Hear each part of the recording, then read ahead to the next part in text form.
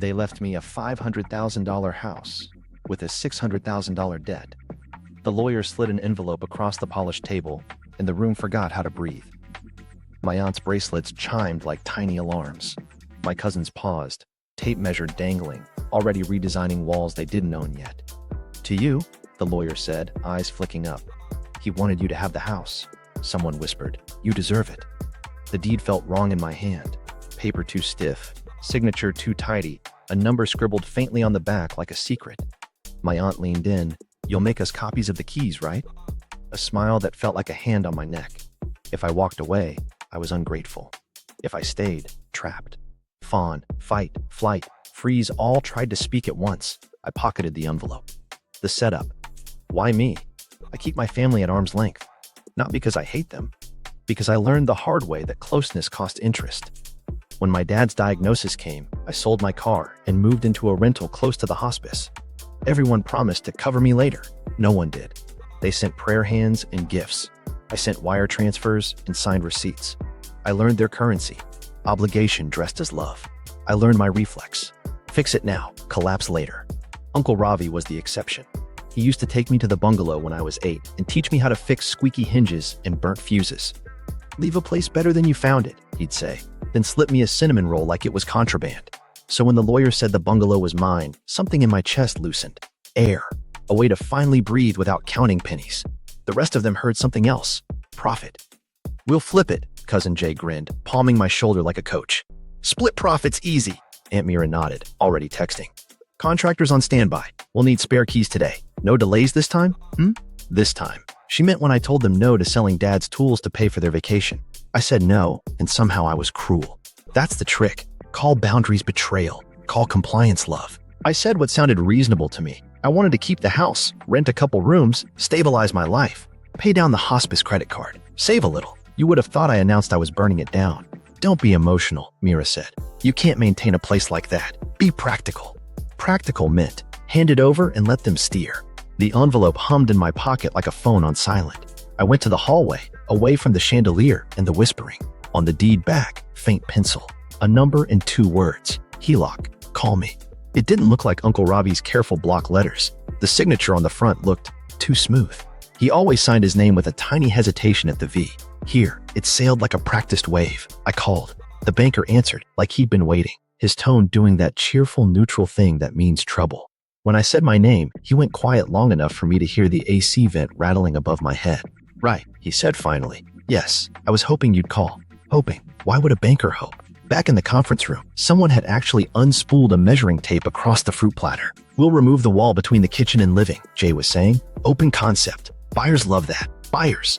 My house had become a listing 3 minutes after it became mine. Let's wait until I review everything, I said. Meera's smile flattened. We're family, Beta. No secrets. There it was. Guilt as a leash. I touched the envelope in my pocket. Then no pressure. Here's the part where I admit I wanted to believe the best. I wanted to think the number on the back was some last-minute insurance note, not a trap door. But my stomach has a memory, and it recognizes the taste of falling. On the drive home, I rehearsed the conversation I'd have if this was a misunderstanding. Hi, firm handshake. Of course, this account shouldn't be linked to me. We'll fix it today. That's what reasonable problems do. They resolve when reasonable people talk. I put the deed on my kitchen table like a sleeping animal and typed in the bank's number again. Straight to voicemail this time. Cheery voice, then a beep. I left my name and a request for details. Then I stared at Uncle Ravi's signature and repeated the trick I learned from him. Squint and ask what you're missing. People tell stories with pen pressure. My uncle's pen used to dig in on the second loop of his R. Here, the R glided like it had somewhere else to be. The text started immediately. Jay, we'll swing by at 6. Keys, please. Meera, we booked contractor for tomorrow 9 a.m. Don't stall. Trust. A cousin I barely speak to. A photo of paint swatches, captioned warm modern. I typed and deleted 3 replies. Then I sent 1 line. No access until I verify all documents. The group chat went electric. Entitled, ungrateful, paranoid. The words stacked up like unpaid bills. I turned off notifications and pressed my palm to the deed. The paper was cold.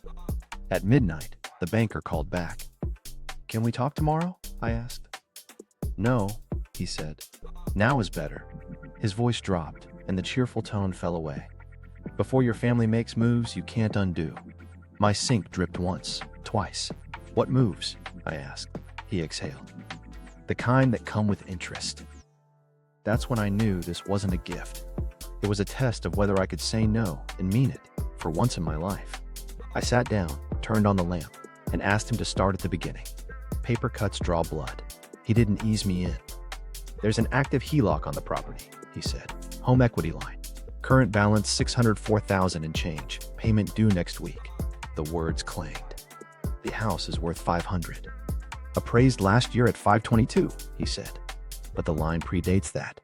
Multiple draws in the last 18 months. Rapid usage spike in the last quarter. I stood up without meaning to. By whom? A paper shuffle through the phone. I can't disclose parties without verification, but there are authorizations on file, including one with your name dated 3 months ago. My name? My mouth went dry. I didn't sign anything. Silence. The kind people use when they know something is bad and can't fix it on the phone. I had hoped you'd call before contractors started tearing out walls, he said. We've seen that trick. You inherit, they rush work, they refinance chaos. Send me the statements, I said. All of it. Draw history, authorizations, anything notarized. We need a fraud claim to release copies, he said. Consider this me filing one. He exhaled. I'll email a packet. Also, non-payment triggers foreclosure. 30-day clock. Late fee first, then default, then notice of sale. So if I don't start paying a debt I didn't make, I lose the house. That is the mechanism, he said carefully. We can pause if fraud is substantiated. Substantiated means what? Me proving I didn't sign my own name? Notarized copies, handwriting review, any video or email trail, he said. And timing. If draws occurred before the will was executed, that's relevant. We hung up, and I stared at my reflection in the dark window. My phone lit up with a new text. Jay, good news. We booked demo for Saturday. I didn't answer. Another text. Meera, don't worry about bank jargon. It's just paperwork. We'll handle it. I wrote back. Pause everything. No one enters the house. 3 dots. They vanished. Then, you're overreacting. The email hit my inbox at 12:47 a.m. PDF stacked like a jury. Statement pages with neat columns of dates and amounts. 10,000 here. 45 there. A 62 the month my dad was dying. My name on a draw authorization. The signature looked like mine if my hand had slept. The notary stamp a tidy circle I'd never seen. Cognitive dissonance split the room in my head. I knew I hadn't signed. The paper said I had. I forwarded the packet to my lawyer friend, really, a friend of a friend who owed me a favor, and typed, "Is this as bad as it looks?" Then I stopped and attached the deed scan, the pencil note, the signature with the too smooth V. Morning came with a knot in my neck and a voicemail from Meera. Beta, this is procedural. The line is part of upkeep. Your uncle wanted the house improved. Don't be dramatic. That word, dramatic, her favorite way to shrink me. Her voice softened like butter left out. Drop by for tea. Bring the keys. Honeyed coercion, 2 syllables at a time. A second voicemail. Jay, your signature is there, cuz. Don't make this weird. Weird. I opened the bank PDFs again. One draw memo line read, prep. Another, permits. A third said, design retainer. I Googled the company name and found an Instagram with my kitchen in the background of a mood board meeting, posted 2 months ago. Their caption, dream client goals with the family. Not with me. I called the branch and asked for copies of any notarized forms. The clerk said she'd compile them. I asked if they had security footage of signings. We don't record at desks, she said, but fax and copy areas do. Fax? I asked. Sometimes clients copy IDs or send notarized forms back, she said. It logs timestamps. I requested everything. I requested too much. I didn't care. If drowning, cup the ocean. By noon, my phone was a chorus. Cousins asking for paint colors. An aunt requesting before photos for a slideshow. I wrote one message in the group chat. Verification in progress. No access. Do not step on the property. Meera replied with a line that made my teeth ache. Family first. Translation. Compliance now, questions never. I drove to the lawyer's office to pick up the physical envelope. There were more documents inside than the deed.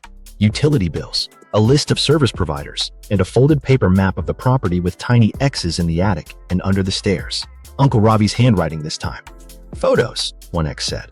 Keys, said another. Insurance, said a third. The banker called again. Your fraud claim is opened, he said. We'll place a soft hold on any new draws. Payments still due pending review.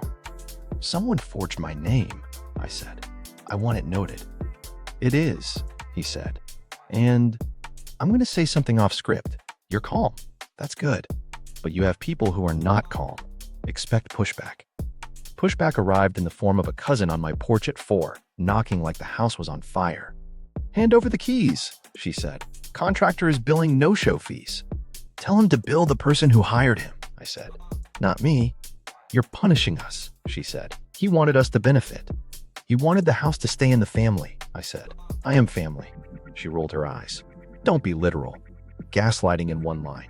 Widen the definition of family to include their plans. Narrow it to exclude my rights. After she left, I printed every bank page, every email. I labeled folders like I was packing for a long trip. One for statements, one for signatures, one for messages they'd wish they hadn't sent. Then I locked my door and sat with the envelope map spread out, the little X's like breadcrumbs. The house wasn't just willed to me. It was asking me to find what was missing. I texted the banker one more thing. "If I don't pay next week, what happens day by day?"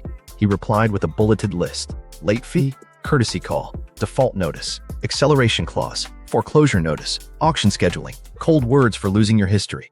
I put my phone face down. I didn't cry. I made tea and stood over the kettle until the steam fogged my glasses. In the fog, I decided, no keys until I know exactly what I'm holding. No entry, no exceptions. Boundary as treatment plan. If that makes me the villain in their group chat, fine. I've been worse things to them for less. Am I petty or protecting myself? Let's hit pause because I hear the chorus already. You're being petty. It's just family. You're turning a blessing into a courtroom. Maybe. Or maybe I'm finally not signing blank checks with my sanity. Here's the choice I made. I refused to hand over keys until I verified the debt. I changed the locks. I said no to demo day. In my family, boundaries are treated like betrayals. If I give access and the bank confirms fraud, I'm the idiot who lets suspects roam the crime scene. If I hold the line and it's a misunderstanding, I'm the cold, ungrateful one who delayed their payday. Either way, I get branded. So am I wrong for freezing access? Or is family first often code for be quiet while we use your name? If you've dealt with this, you know the script. They call caution drama. They call due diligence mistrust. They want the keys and the benefit of the doubt. I want statements, signatures, dates, and a clean title. Poll me in the comments. Would you share everything now to keep the peace, or lock it down until every number makes sense? And for those who say compromise, what does that look like when foreclosure clocks are ticking and your name is on the line? I'm choosing transparency after verification, not before. That's not revenge. That's survival. Now, back to the bungalow, because the house is about to talk. The house remembers. I went alone. New locks in my pocket, Uncle Ravi's map folded to the soft X's. The bungalow sat the way grief sits. Familiar shape, different weight. The key turned with a sticky catch, like the door wasn't sure it should let me in anymore. My body scanned for threat like it had learned to. Eyes, ears, exits, then breath. Inside, the air held dust and lemon cleaner and something sharp. Paint thinner? Fresh scuff marks tracked from the entry to the hall. Gray arcs on the baseboards like someone lugged in ladders and changed their mind. The living room had a sun square where a rug used to be. On the mantel, the brass elephant was gone, replaced by a faint circle in the dust. Heirloom box spot, empty. I knew it was empty before I opened the cabinet, but I opened it anyway because knowing and seeing are different pains. The velvet-lined space where the box fit like a glove, bare. Photos, the attic X set on the map. The pull cord rasped, heat slapped. The attic held the smell of old crayons and dry wood. Stacked near the hatch, a plastic tote labeled Winter Lights, a suitcase with a broken wheel, and a shoebox with a cracked lid.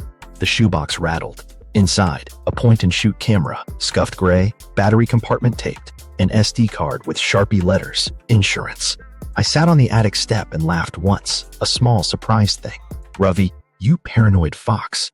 Back downstairs, I charged the camera in the kitchen, watched the red light blink. While it sipped power, I did a slow circuit the way he taught me. Clockwise, eyes level, then low, then high. The hallway paint had fresh roller streaks that didn't match the finish. In the guest room, tiny nail holes formed an outline where the heirloom mirror once hung. On the nightstand, a sticky note with smeared pin loops. I recognized the stutter of my own signature. Someone had practiced my name here. First letter too big, last letter hooked wrong. The note was half torn like a nervous hand changed its mind mid-forgery. It hit like a home invasion of identity. The camera beeped alive. I scrolled. Photos of the house months ago. My couch, my kitchen, but not mine yet. People around the table with swatches and laptops. Jay in the background holding up his phone like a director.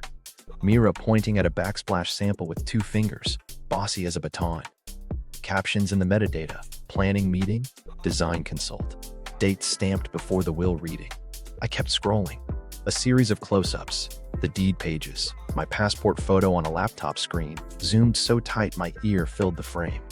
Another photo, my signature on a white sheet, a practice sheet beneath it with faint indents, insurance and deed.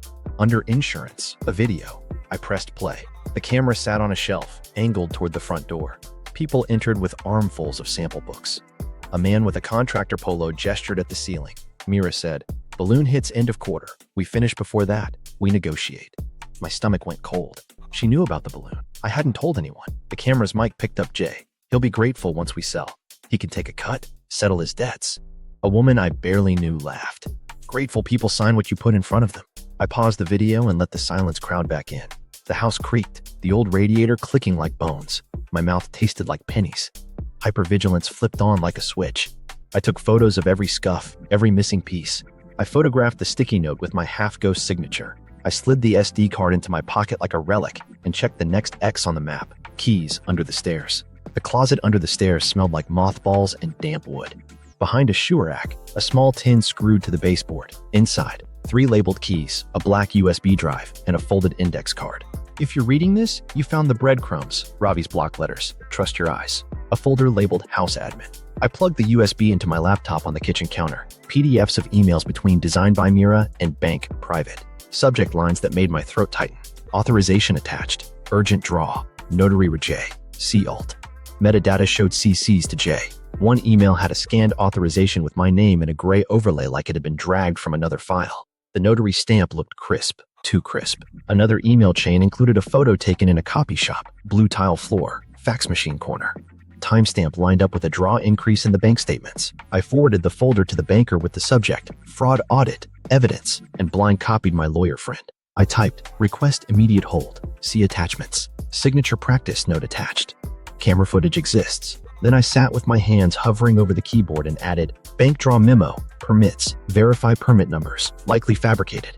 Naming the pattern calmed my nervous system more than tea ever could. The meter on my mental clock shrieked, foreclosure timeline, days melting. So I walked room to room and wrote an inventory on a yellow pad.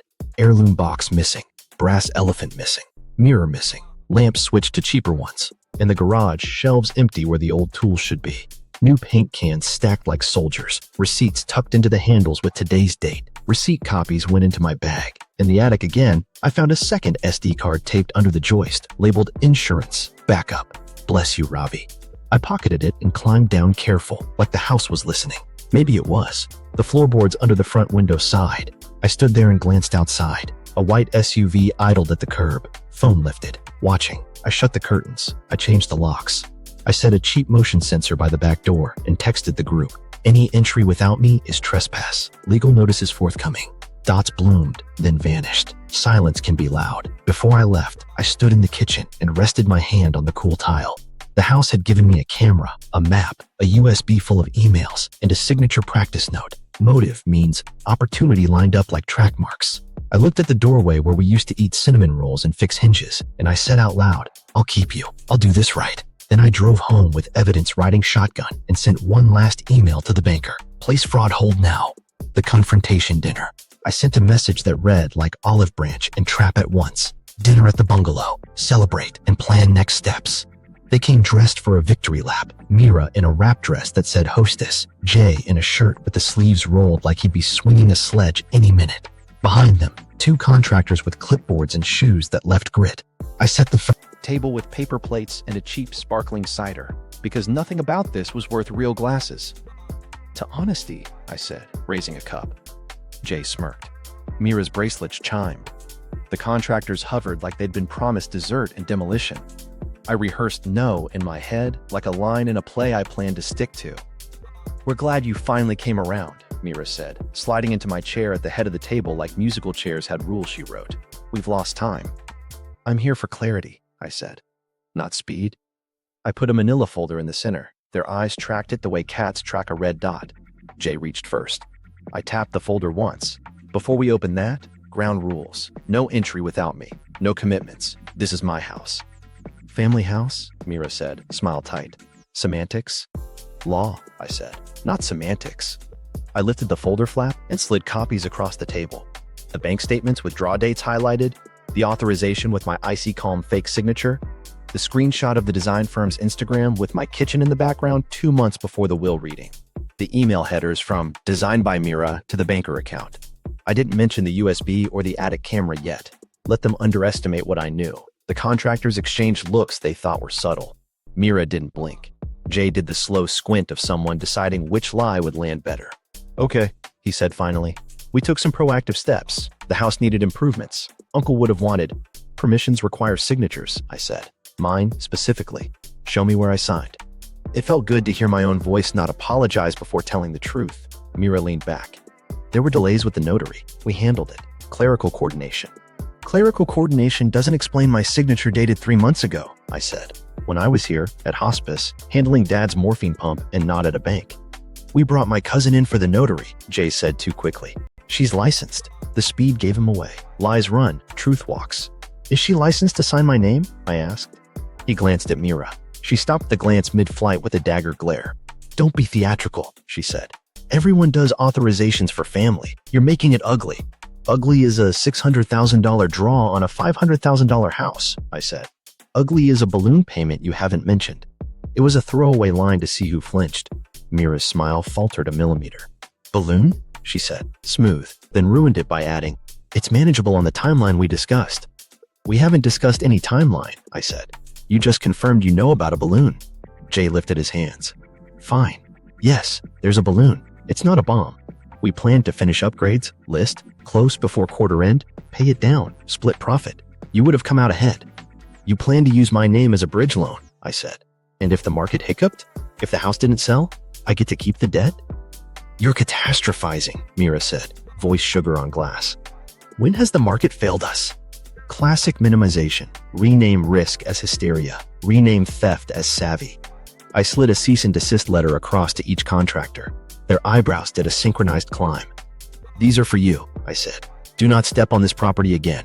Any work orders issued by parties other than the owner are void. Legal notices to follow. One contractor cleared his throat. We were told the owner authorized. Now you've met the owner, I said, and she didn't. Meera leaned in, bracelets clinking like a warning bell. You are inviting conflict that doesn't need to exist. I'm inviting transparency, I said, and pulled out my phone. Let's do some. I have a few questions, and I want us all to hear the answers. Record button, red dot. Meera, when did you first contact the bank about the HELOC? Don't record me, she snapped. You've been recording us, Jay blurted, then swallowed it when Meera's eyes sliced over. My face didn't move. In my pocket, the attic camera's SD card felt like a second heart. Fine, Jay said, bravado cracking. We advanced draws to prep the house. You weren't moving. Uncle would have hated the delay. Uncle also hated cutting corners, I said. He mocked my high school boyfriend for skipping primer. He used to say, do it right or don't do it. Meera flicked the cease and desist with one finger. Put away your paper swords. We can sign a modification with the bank and glide through this. Family solution. No need to escalate. Funny word, I said, because the bank has already escalated to a fraud review. I filed last night. Jay's jaw worked. You what? We could have handled this privately, Meera said, voice lowering like a stage light dimming. Now you've embarrassed us. Shame is strategy. If you feel bad enough, you'll stop. I've protected myself, I said. You embarrassed yourselves. Phones started buzzing like... All of our group chats decided to cough at once. Jay looked down, paled. Meera did too, then masked it. I didn't check mine. I knew what the bank's fraud hold would trigger.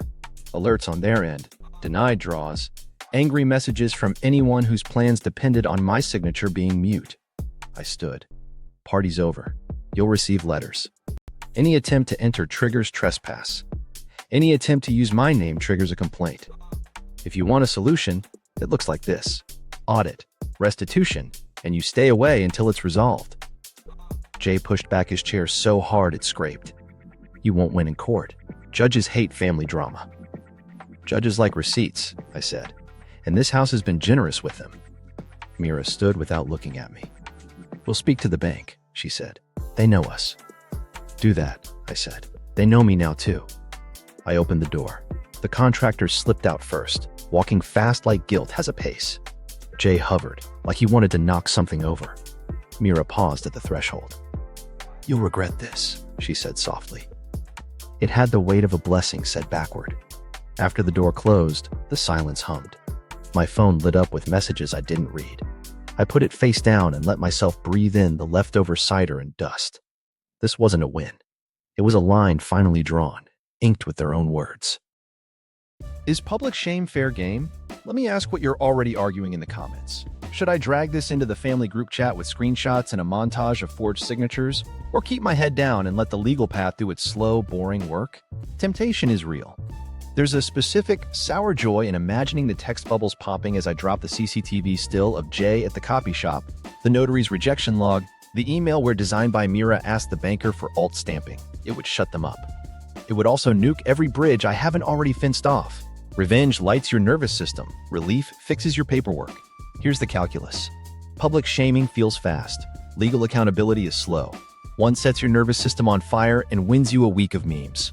The other fixes titles, reverses fraudulent draws, and convinces banks to place holds in your favor next time. I want outcomes, not applause.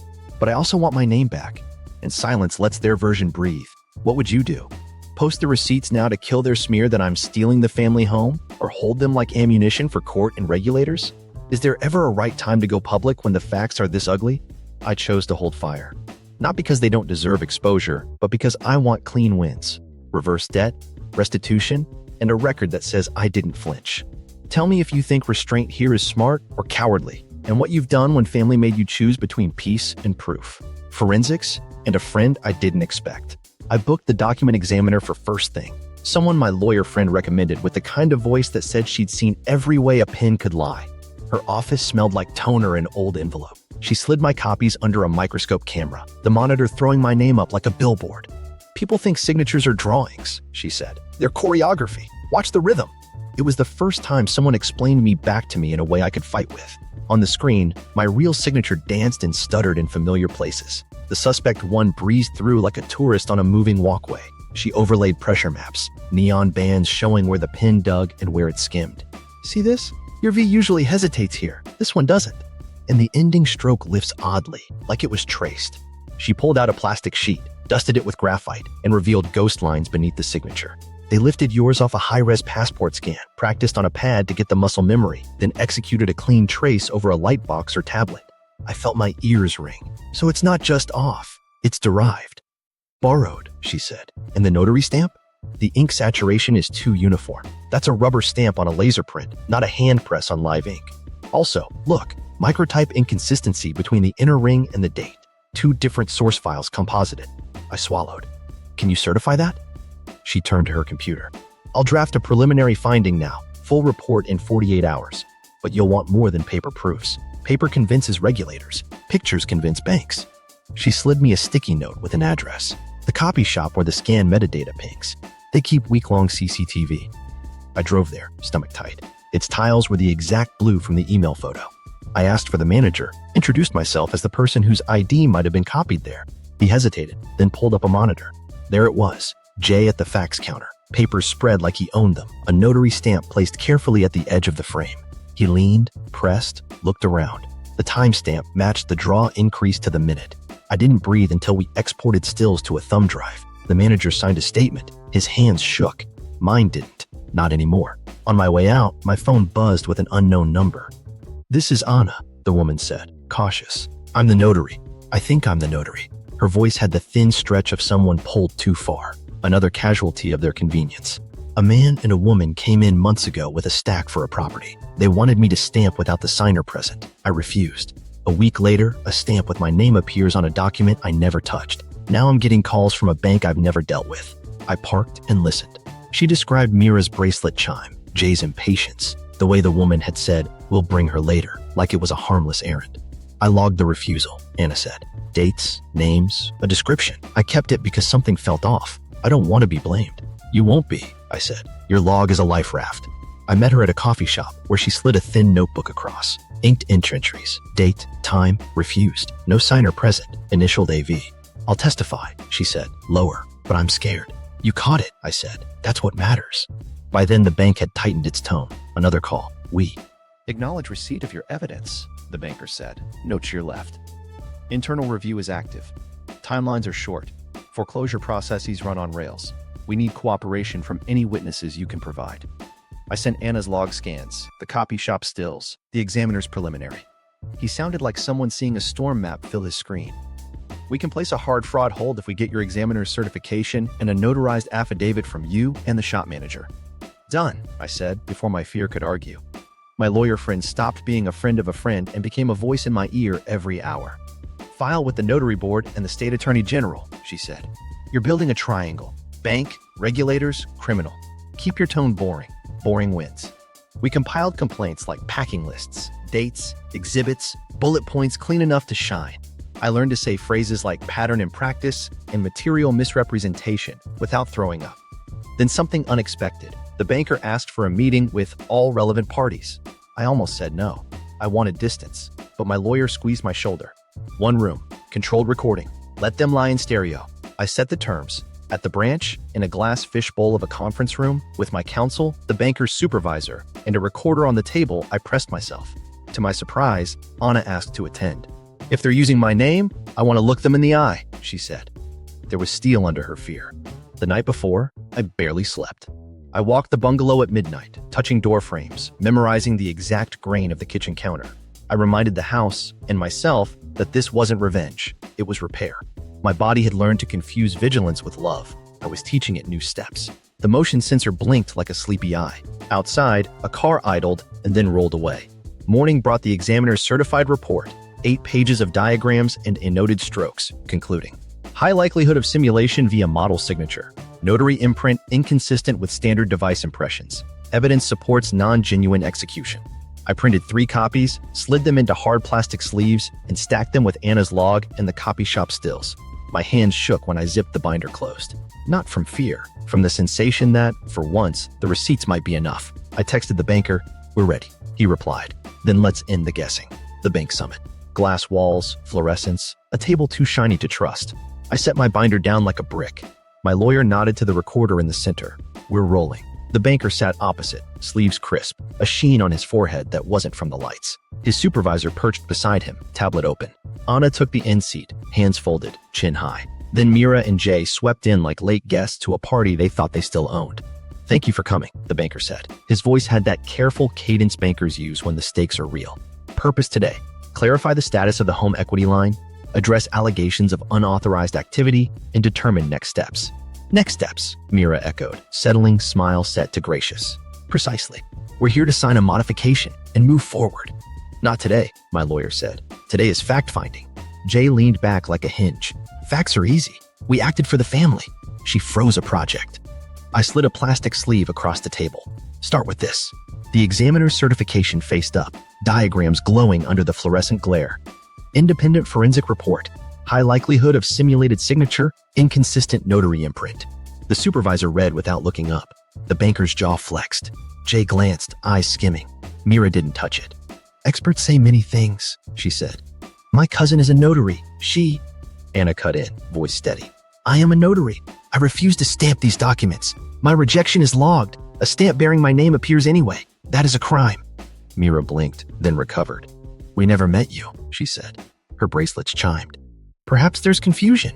My lawyer slid Anna's log forward. Refusal entry with date, time, and description that matches your jewelry, she said softly. Confusion seems unlikely. The supervisor's tablet pinged. She murmured to the banker. Copy shop responded. He nodded. I pulled the thumb drive from my folder and set printed stills beside it. Blue tile floor, J at the fax. The arc of his shoulder over the stamp. Timestamp aligns with a draw increase, I said. Exported by the manager who signed this statement. Jay cracked. Lots of people use that shop, he said. Coincidence? Coincidences don't sign my name, I said. The banker breathed in like he was bracing. We've completed preliminary internal review, he said, voice flattening into policy. Multiple draws on the line correlate with digital submissions from an email not matching the account holder. The branch received notarized documents with irregularities. Our internal auditor flagged the pattern. A whistle was submitted. Meera's head snapped. A whistle? The supervisor spoke now, crisp. An employee reported concerns about pressure to expedite draws despite incomplete verification. We escalated, Jay scoffed. Bankers cover themselves by blaming customers. Customers don't fabricate authorizations, my lawyer said. Banks don't enjoy prosecuting them. I placed the still photo of my passport scan on the table, the one from the attic camera. My ID was used, I said. Without me. Meera's charm cracked. You are being dramatic, she hissed. We intended to repay. This is family business. It became bank business the minute my name got lifted, I said, and state business the minute a notary seal was faked. Silence pressed, humming with the AC. The banker cleared his throat. Given the documentation, he said, looking at the supervisor, then at me, the bank is prepared to void draws determined to be fraudulent and restore the line to its pre-activity balance, contingent upon your cooperation with an investigation and, if necessary, prosecution. The word hung. Prosecution. Meera's chair scraped. You cannot be serious, she said to the banker. We are valued clients. Jay went red. You're going to arrest your customers? No one here arrests anyone, the supervisor said. Law enforcement does. We remediate risk. And this risk is high. I swallowed. The house, the debt, the clock. I looked at Anna. She nodded once, small. My lawyer leaned in, whisper close. This is the cleanest path, she said. It protects title, unwinds the mess, and marks you as the victim, not the debtor. Meera pivoted to me. Think of the children, she said. You put us through court? Over paperwork? I thought of the children when you practiced my signature on a nightstand, I said. You put us here. Jay jabbed a finger at the examiner's report. These diagrams don't prove anything. Handwriting changes. Anna's eyes didn't leave his. Not into mine. The banker slid a cooperation agreement across. Sterile paragraphs, boxes to initial. This documents your consent to work with our fraud unit and, if required, to provide testimony, he said. In return, the bank will void fraudulent advances and reverse associated fees. We'll also assist in clearing any liens resulting solely from those advances. Any? My lawyer said. Any tied directly to the fraudulent activity, the supervisor said. We will delineate. Meera went quiet, eyes calculating. Or, she said softly, we sign a modification today, refinance and resolve this internally. No need for spectacle. The banker didn't look at her. He looked at me. It's your decision, he said. My hands were steady when I took the pen. Not calm. Steady the way you get when falling is no longer an option. I initialed each box. On the signature line, I paused. My name looked back at me, blank, unhurt. I signed the way I learned watching Ravi at the kitchen table. Slow where it mattered, pressure where it counted. The banker countersigned. The supervisor did too. My lawyer slid the copy toward me, a small anchor. Jay stood so fast his chair tipped. You're ruining us, he spat. No, I said. I'm refusing to drown. Meera's face smoothed into something unreadable.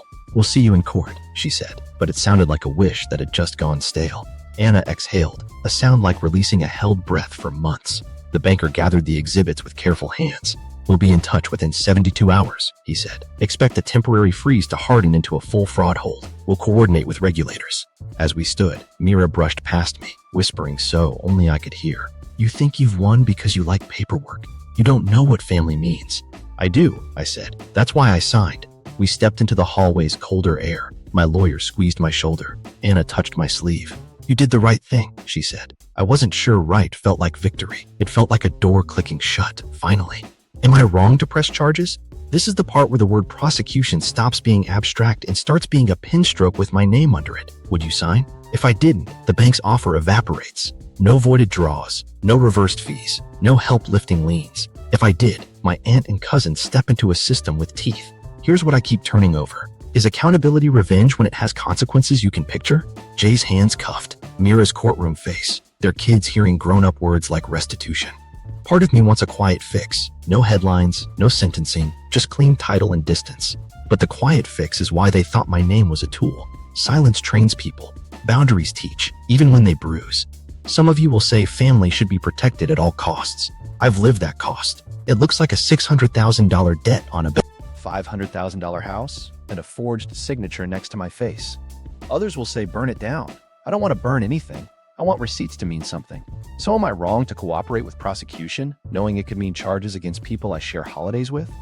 Or am I finally protecting future me and the next person they'd try this on by letting boring, necessary systems do their job?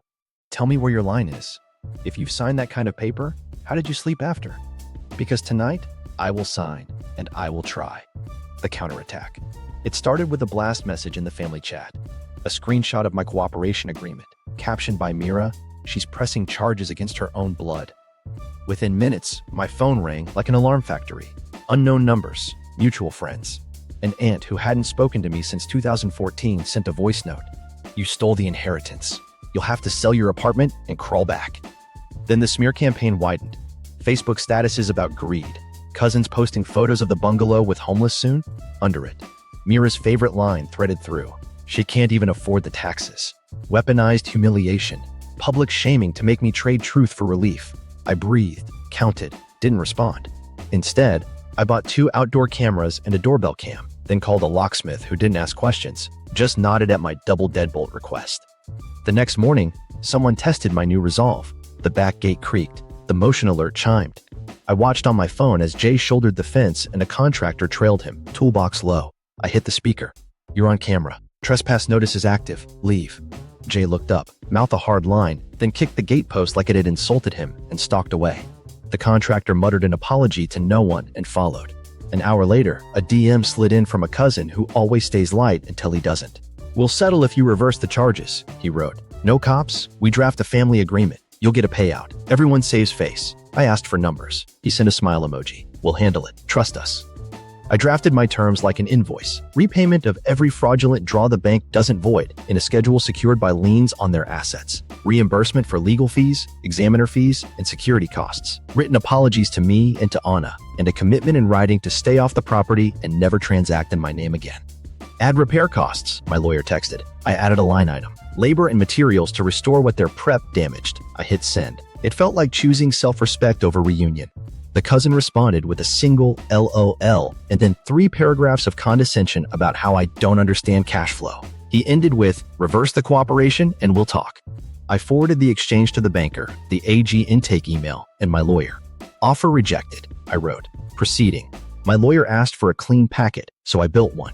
A timeline from the first shady draw to the bank summit. Exhibits tabbed, DMs and threats in an appendix. I printed 3 copies and mailed them certified to the state AG, the notary board, and the bank's compliance address. Then I sent PDFs to the clerk emails we'd been given. Subject line simple, fraud complaint, supplemental evidence. Silence held for a day, the kind that hums like a power line before a storm. Then the letters went out, but not to me. Screenshots landed in the chat from Jay. Certified envelopes addressed to him and Meera. Return address from the AG's office. You happy? He wrote to the group. You made us targets. Someone added a crying emoji. Someone else wrote, we thought you were family. I didn't reply. The AG called me instead. We've opened a preliminary investigation, the attorney said. Do not communicate with subjects directly. Route all contact through counsel. I nodded into the quiet of my kitchen. Retaliation shifted to whispers in circles that weren't mine. A mutual friend texted, Meera says you broke into the house and stole the heirloom box. I sent her the inventory list with the date-stamped photos of the empty space. Gone before I changed the locks, I wrote. If it turns up, ask who had keys 2 months ago. She read it then. I'm staying out of it. That's how counterattacks win. Fatigue. They tried the bank, of course. A branch manager forwarded me an email from Designed by Meera pleading for a modification to shield the family from the renegade beneficiary, which would be funny if it wasn't my name under 6 figures. The manager wrote, per fraud hold, denied, FYI. They also tried the contractor route again, different men in different polos. I caught them on camera measuring the backyard. I stepped outside and read the trespass line like a script. Documenting for court, I said, holding up my phone. They left fast, less brave without an audience. Then came an email shaped like bait. Sign this joint statement. To withdraw the complaint, it said. Attached doc titled Family Accord. It was a trap. It read like peace, but bound me to silence, with one line that would have waived future claims. I replied with my lawyer CC'd, declined. Stop contacting me directly. Then I blocked the sender and added the document to my packet under the header, attempted interference.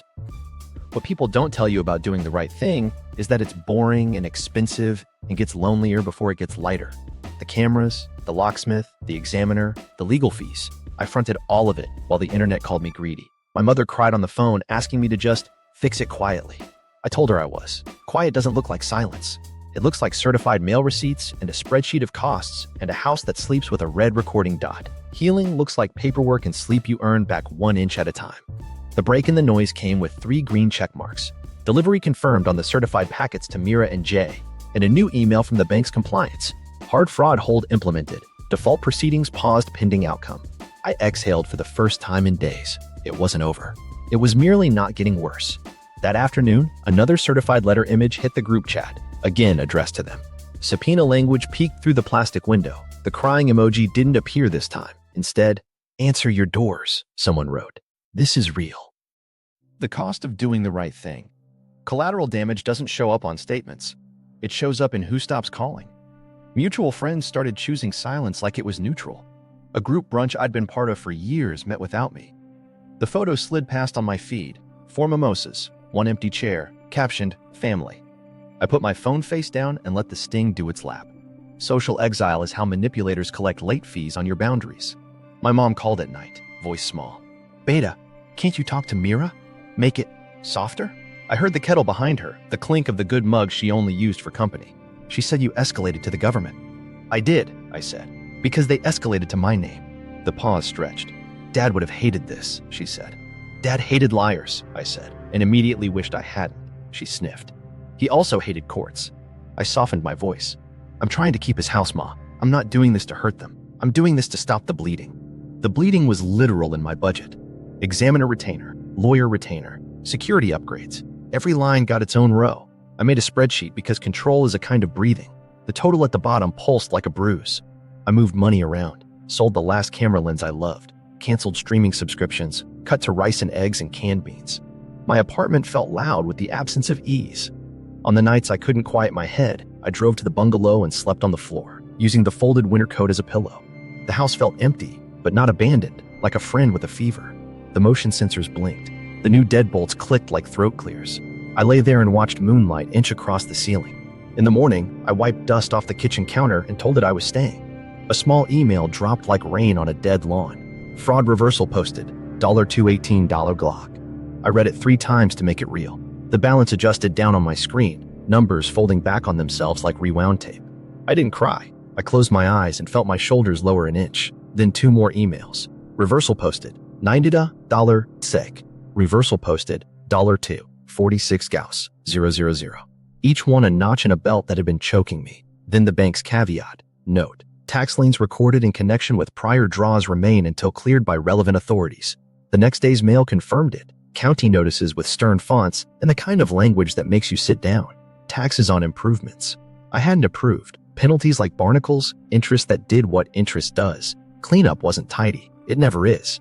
I called a CPA my lawyer recommended, a woman who spoke fluent government and didn't do pep talks. "We'll file abatement requests tied to the bank's fraud findings," she said. "We'll need affidavits, the examiner's report, bank letters, and any permits that were never actually issued."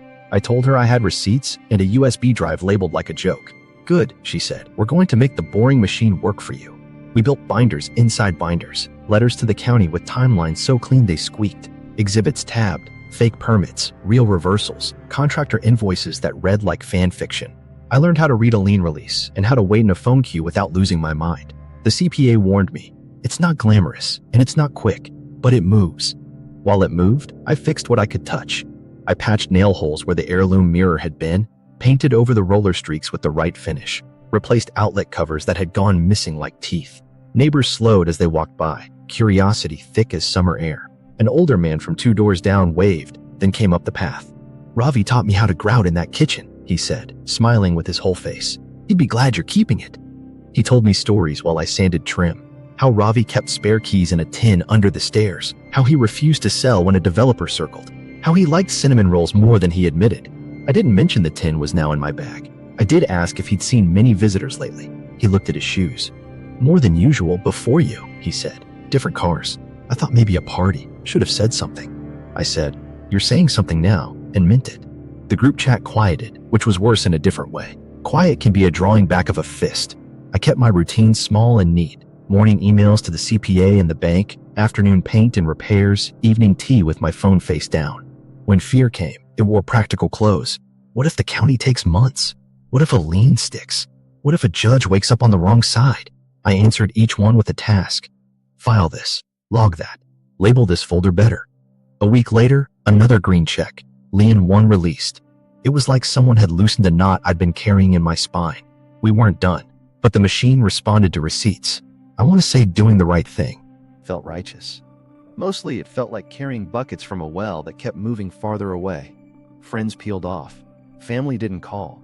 My mother prayed in a house 2 bus rides from mine and left me voicemails that were mostly sighs. I listened to all of them. I kept going. The cost was real. So was the house beneath my hands, steadying. Integrity is heavy and strangely warm. Court day. Truth has receipts. They called it an arraignment, but it felt like a weather report. Cold fronts moving through people I used to eat with. The courtroom was beige and buzzing. I sat where the clerk pointed, hands flat, binder on my lap like a life jacket. Meera and Jay stood at the defense table in matching storm faces. Their lawyer wore the expression of a man billing by the minute. State versus... The clerk read, and the names hit the air like dropped plates. Charges: forgery, wire fraud, presenting a false instrument, notary misconduct as a conspiracy count. The words sounded bigger than the room. The judge looked over his glasses, bored by everything except disrespect. Plea? He asked. Not guilty, their lawyer said, smooth as a new countertop. The judge nodded, flicked pages. Bail is set. No contact with the complainant. Surrender passports. His voice had the weight of habit. A murmur rolled behind me. I kept my eyes forward. Their lawyer tried family misunderstanding in the softest tone, like bedtime stories. Your Honor, this is a familial property dispute with unusual financial instruments. My client's intended improvements. The complaining witness is understandably stressed. Stress doesn't forge signatures, the judge said without looking up. The laugh that wanted to live in my throat died politely. Then the parade started. My lawyer rose, crisp. The people submit exhibits A through G. The prosecutor, because this was the state now, not just me, laid them out. The examiner's report with neon pressure maps, the copy shop stills, blue tiles shining like an accidental watermark, Anna's refusal log, dated and initialed, the bank's internal memo acknowledging a whistle, emails with "designed by Meera" in the header, subject lines that read like a playbill for hubris. The judge flipped through. Counsel, what's this? He pointed to the examiner's diagram where my V hesitated in one signature and sailed in the other. Handwriting analysis demonstrating simulation, the prosecutor said. Note the lifted ending stroke. We'll call the examiner at trial. Defense stood. Handwriting is subjective. Doubt is their favorite instrument. If everything is fuzzy, nothing is wrong. Subjective doesn't put my notary seal on a document I didn't touch, Anna said from the gallery, voice carrying clear. The judge glanced up.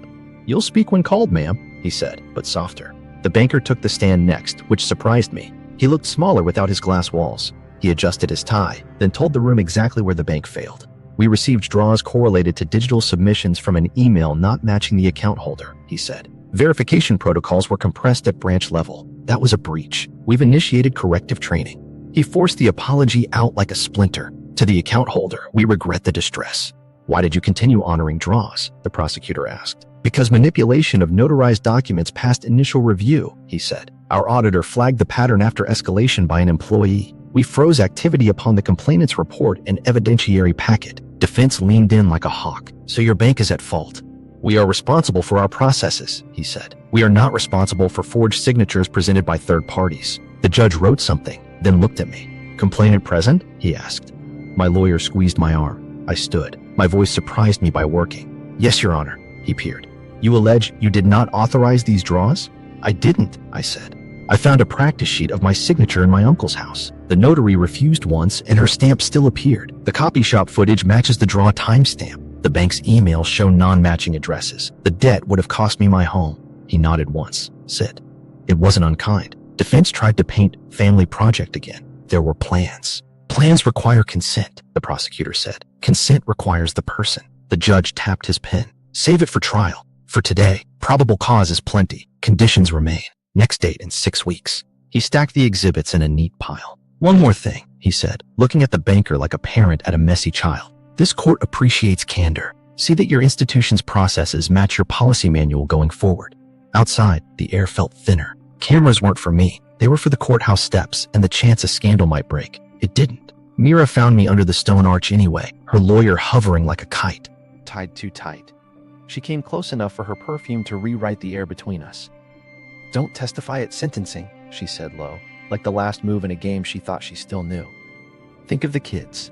I looked at her and saw the nightstand sticky note, the attic camera, the emails labeled alt stamping. I thought of her bracelets chiming when she said balloon hits end of quarter. I thought of my mother's sighs, of the window light across the bungalow floor. I thought of the kids, I said, when you put my name on debt. Jay stared past me, jaw working. Their lawyer murmured about discovery, about schedules, about anything that wasn't the word forgery. My lawyer guided me away. down the steps where the stone carried our footsteps back at us. I didn't feel triumph. I felt weight moving off the wrong shelf. In the car, my phone buzzed. The bank. Fraud determination final. HELOC restored to pre-activity balance. Associated liens flagged for release assistance. A second email from the county portal. Lien review accepted. Processing. The house exhaled in my head, a memory of a sound. I put my hand on the steering wheel and let my shoulders drop the rest of the inch they'd been holding. The day didn't make me whole. It made me credible. And in rooms like that, credibility is currency. The final ask and the final no. Meera's question echoed all afternoon, riding shotgun with the emails and my relief. Don't testify. Think of the kids. By evening, the group chat had shifted from rage to strategy, which is just rage wearing a tie. A private message blinked from Jay. She didn't mean it like that. Let's talk. Family dinner? I stared at the screen long enough for it to dim, then typed, public places only. He replied with a time and a restaurant we all knew from birthdays that felt simpler than they were. They arrived early, which used to mean love and now meant leverage. Meera sat with her back to the room like a general who didn't worry about arrows. Jay hovered on the edge of his chair, the leg tapping a staccato I remembered from exams he hadn't studied for. We want to make this right, Meera said. No bracelets tonight, just bare wrists and the kind of smile you only see in hospital waiting rooms and mediation. We can repay, but the court thing, do you really need to add your voice at sentencing? A statement from you could change everything. For who? I asked.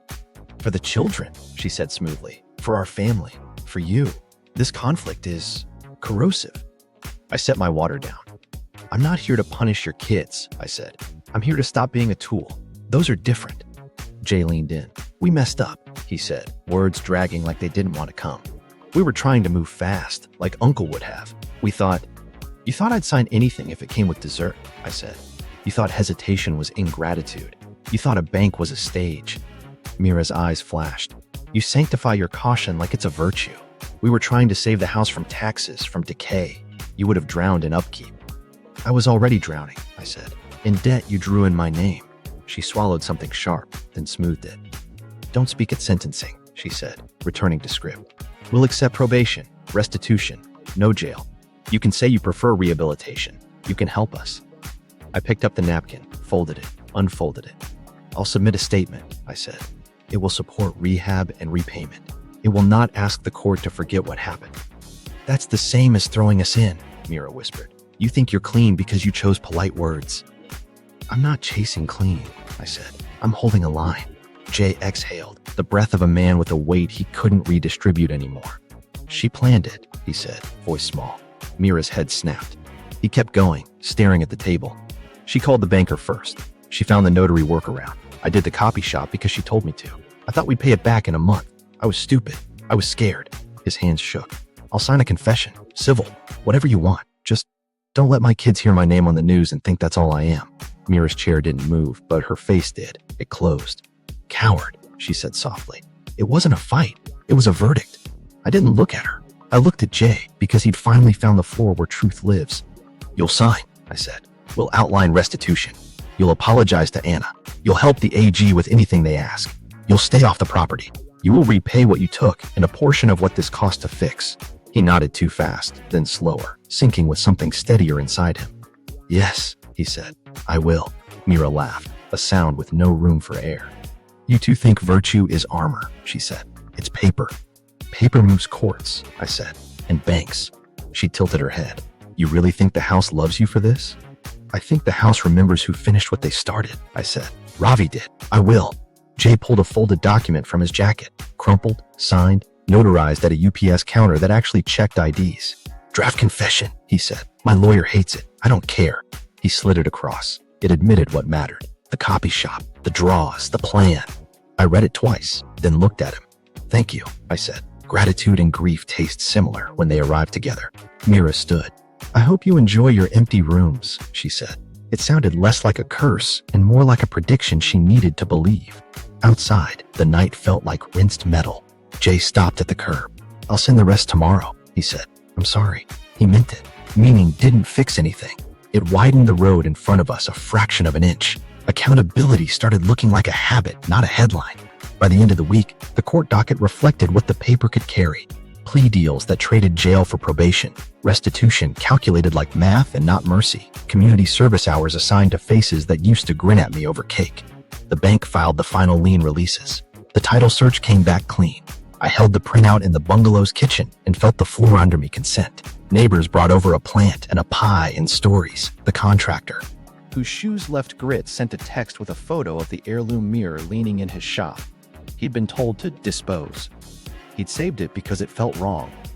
I paid him for the frame repair and carried it inside alone. It fit the holes like it had only been gone an afternoon. I didn't feel triumphant. I felt corrected. I walked the hallway, slower than habit, and thought about the ways a no can be a kind of care.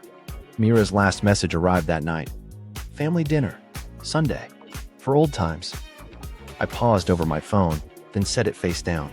Saying no still hurt. It also held. Keeping the house, keeping myself. Repairs began in the quiet way progress starts. Small noises, steady hands. I made a list for each room and started with the things that would stop the small griefs. Door that stuck, outlet that sparked, that baseboard bite by the hallway. I patched divots, sanded, matched paint the way you try to match a memory. Neighbors slowed and waved. The older man from 2 doors down came with grout tips and stories about Ravi's stubbornness. He argued with a level, he said, tapping a bubble vial like it had feelings. We laugh the way you laugh when a room starts sounding like itself again. The heirloom mirror went back up first. The contractor with the guilty shoes had cleaned the frame and fixed a crack the way a seamstress hides a mend in a hem. When I stepped back, the glass held the hallway and me in one plane. And for a second, I saw my father passing by with a coffee, Ravi behind him with a rag tucked in his back pocket. The house didn't feel empty. It felt like a pause button had been released. I cataloged damage the way I'd cataloged evidence, but this list warmed instead of tightened. New outlet covers, door stops, felt pads under chair legs, sealant along the backsplash. I set aside the things that needed pros, roof flashing, a hairline crack by the chimney, and called reputable companies, not anyone who'd come through Meera. The quotes hurt less when I thought of them as the cost of staying. Neighbors brought practical gifts and gossip. A woman across the street made chai and asked if I remembered her son's 6th birthday Ravi hosted when their oven died. He kept a spare cake, she said, grinning. For emergencies? She put a hand on my arm. You did right. I nodded, because every time someone said that, a thread I'd been holding solo braided itself to something else. I sat with a CPA and built a rental plan that wasn't a fantasy, just tidy math. 2 rooms, long-term tenants vetted like surgeons, rent that paid taxes, insurance, maintenance, and a slow cushion for when roofs inevitably leak and governments inevitably mail envelopes with stern fonts. I wrote rules and boundaries into a lease like it was a spell. No subletting, no alterations without written approval, no family discounts to cousins who show up with ladders. I posted the listing quietly and answered inquiries with the same calm I'd learned for courts. I chose people whose references said words like pays on the first and fixes what they break before asking for help. Adult me parenting younger me. We don't say yes to chaos anymore. The first tenant, a nurse who worked nights, left a plant on the kitchen window like a flag. The second, a music teacher with shoes that never squeaked, taped her practice schedule inside a cupboard so we'd both know when sound was sound and not noise. I set up a maintenance fund, a calendar, a binder with receipts that didn't sting. Keeping the house meant the house could help keep me. It was circular in the good way. Not everything was tidy. A cousin I liked more than I trusted stood on the porch one afternoon and shifted from foot to foot. I'm sorry, she said, chin up like apology might knock her over. I didn't sign anything. I didn't stop anything either. I let a beat be awkward. Then I said, thank you. She asked if we could have tea sometime. We did, later in the kitchen with the fixed outlet and the plant that now leaned toward a different season. Rekindling wasn't absolution. It was a door left on the latch.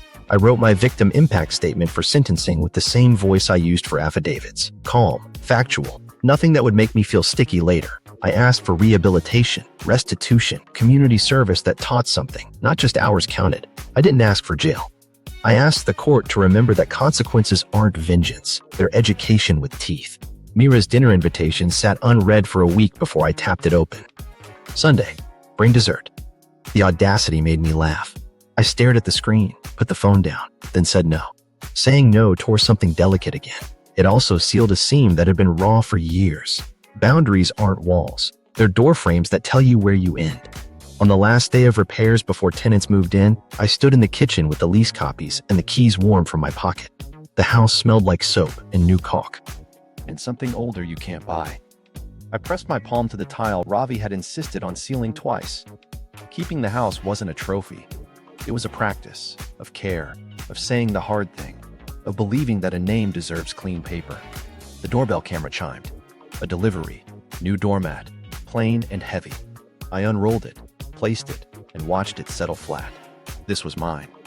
Not because a will said so, but because I learned to hold a line and keep it. The psychology didn't change them. It changed me. I locked the front door, dropped the keys in my pocket, and let the house exhale around me. Was I wrong to press charges against my own family?